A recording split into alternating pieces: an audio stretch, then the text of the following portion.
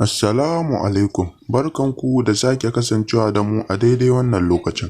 Idan har yau ka fara zuwa gidan TV nan namu, sai ka danna mana subscribe, kana ka ƙara da danna mana ƙararrawar sanarwa domin sani da zarar mun ɗora. To mai sauraro, sai ka buɗe kunnuwanka domin ka ji yadda yau za ta kaya.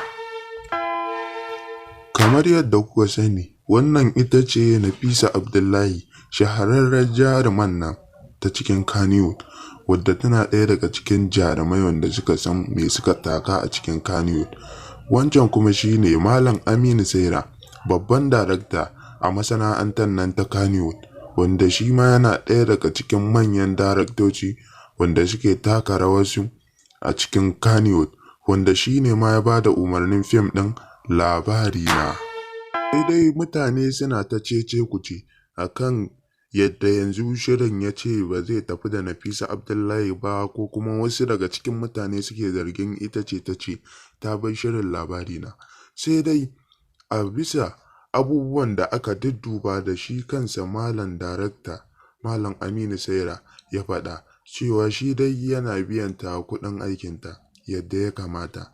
Ita kuma ta ce gaskiya kuɗin ne ba sa isar ta, shi yasa ba za ta dawo shirin Labarina a ci gaba da ɗauka da ita.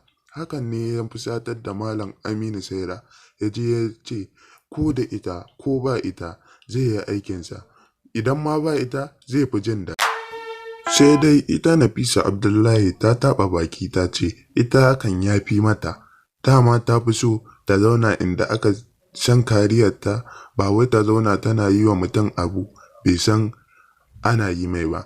Hakan ne ya fusatar wasu daga cikin magoya bayan Malam Aminu Saira, daraktan da yake ba da labari a fim ɗin Labarina.